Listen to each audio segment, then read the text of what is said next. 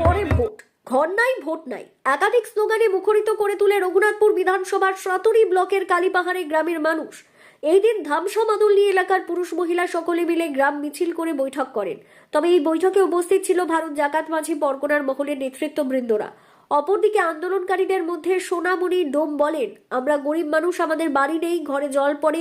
স্থানীয় নেতাদের বারবার বললেও কোনো কাজ হয়নি। আমাদের নাম আসার কথা ছিল, কিন্তু স্থানীয় যারা নেতারা রয়েছে তারা আমাদের নাম কেটে দিয়েছে, তাই আমরা আজকে বিক্ষোভে সামিল হয়েছি। আমাদের একটাই কথা, আমাদেরকে যে দেখবে আমরাও তাদেরকে দেখব, অর্থাৎ আমাদেরকে ঘর না দেওয়া পর্যন্ত আমরা ভোট দেব না। অপরদিকে ববিতা সরকার বলেন, আমরা অনেক আবেদন নিবেদন করেছি, দুয়ারে সরকার থেকে শুরু করে ব্লকে সর্বত্র আমরা কাগজপত্র দিয়েছি, এমনকি দিদিকে বলো নাম্বারে ফোন করেছি, কিন্তু ফোন ধরলে তো তাই আজ আমরা বাধ্য হয়ে বলেছি আমাদের কাছে কোনো দলের নেতারা এলেই আমরা বলবো আমাদেরকে আগে যে বাড়ি দেবে আমরা তাকেই ভোট দেব, আমরা বাড়ি না পেলে আমরা ভোট দেব না। অপরদিকে ভারত জাকাত মাঝি পরগনা মহলের পুরুলিয়া জেলার সভাপতি প্রমোদ নাথ মুর্মু বলেন, আজকে আমরা সাতুরি ব্লকের কালীপাহাড়ি গ্রামের মানুষদের নিয়ে আলোচনায় বসি, তারা তাদের অভিযোগের কথা জানিয়েছে। আমরা পুরুলিয়া জেলার বিভিন্ন প্রান্তে মানুষদের দুর্দশার কথা শুনছি এবং তাদেরকে বোঝবার চেষ্টা করছি। আর কয়েকদিনের মধ্যে প্রায় 84টি গ্রামের আমাদের নিয়ে বসা হয়ে যাবে, তারপরে আমরা সিদ্ধান্ত নেব যে আমরা কি করব। কারণ আমরা তো জানি দিদি মানুষের জন্য সব রকম সহযোগিতা করে চলছে, কিন্তু কিছু ব্লক নেতৃত্ব জেলা নেতৃত্বের অবহেলার ফলে দিদির সংগঠনকে নষ্ট করতে চাইছে এবং তৃণমূল কংগ্রেসকে পেছন দিকে ফেলে দিচ্ছে। তাই আমরা এই মানুষগুলিকে বোঝাবার চেষ্টা করছি, যদি না হয় তাহলে আমরা কয়েকদিনের মধ্যেই সিদ্ধান্ত সাংবাদিকদের কাছে জানিয়ে দেব। তবে বেশিরভাগ মহিলা পুরুষদের একই কথা, তৃণমূল কংগ্রেসের বেশিরভাগ নেতাদের অনীহার জন্য আমরা রাজ্য সরকারের যে সুযোগ সুবিধা সেগুলো থেকে বঞ্চিত হচ্ছে। ওই জনটা আমাদের হবে খাওয়া দাওয়ার পয়সা সেইখানে কাটে আনে সে জেরক্স করা হচ্ছে, এখানে জমা করা তাই জমা করছি। যারা বড় লোক তা দিকে দিচ্ছে ঘর বাড়ি, কিন্তু আমরা এখনো পর্যন্ত পাইনি। কতবার জমা দিয়েছেন কাগজ? চারবার দিয়েছি।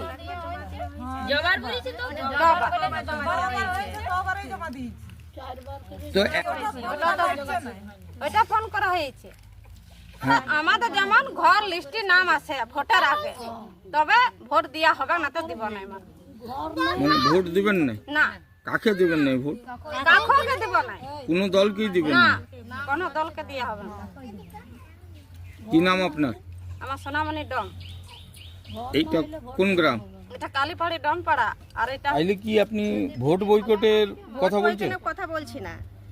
ওরা না যখন আমাদের ব্যাপারে চিন্তা করছে না, তো আমরা কেন চিন্তা করব ওনাদের ব্যাপারে? আমরা তো এটা অধিকারের জিনিস চাইছি না।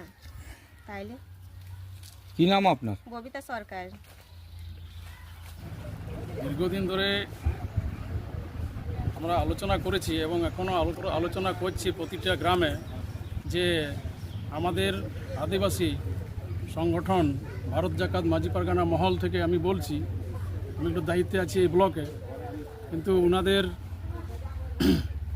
প্রতিটা গ্রামে প্রতিটা ভিলেজে আমাদের যারা মাঝি নায়কি আছে তারা ভাতা থেকে বঞ্চিত হয়ে আছে। কিন্তু আমরা জানি দিদি দিচ্ছেন আমাদের ভাতা, কিন্তু আমাদের কেন পাচ্ছি না আমরা কেন, সেটার জন্য এখানে বসেছে। আর আমাদের যারা ন্যায্য পাওনাদার ঘর বাড়ি তারাও পাচ্ছে না। এই আলোচনাটা আজকে এখানে হলো এবং প্রতিটা গ্রামে আলোচনা হয়েছে। এটা যদি আমরা কোনো সুরাহা পাবো না, তাহলে আমরা কিছুদিনের মধ্যে সেই কি করব না করব সেটা আমরা দেখব। মানে কিছু একটা দায়িত্ব আমাদের উপর যদি না নেয়, তাহলে সেই দায়িত্ব আমরাও অন্যদিকে একটা ব্যবস্থা নেব।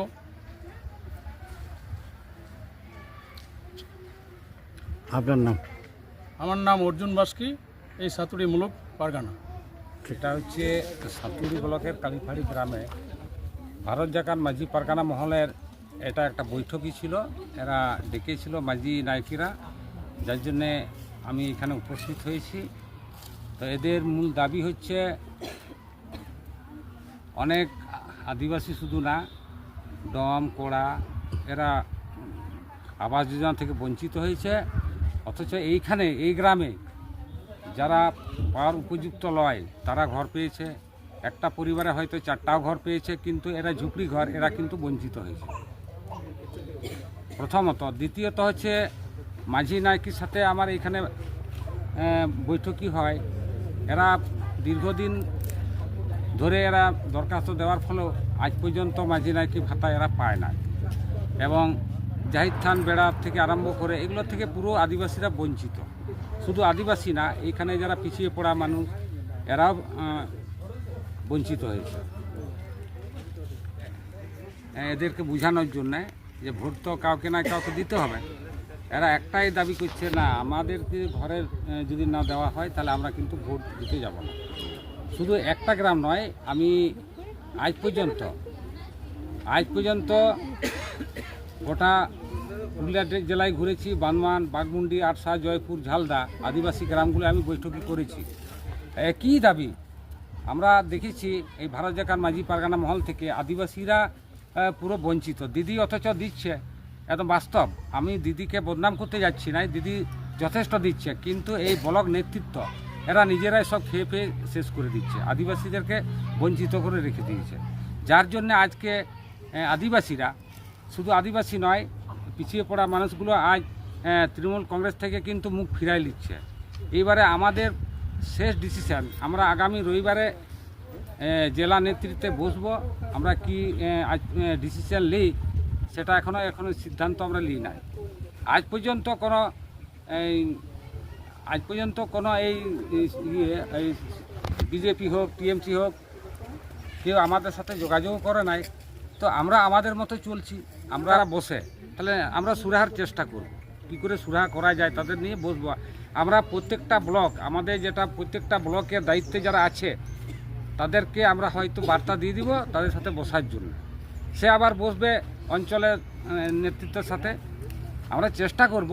দিদি তো আর খারাপ কিছু করে নাই, দিদিকে শেষ করে দিতে চাইছে এরা।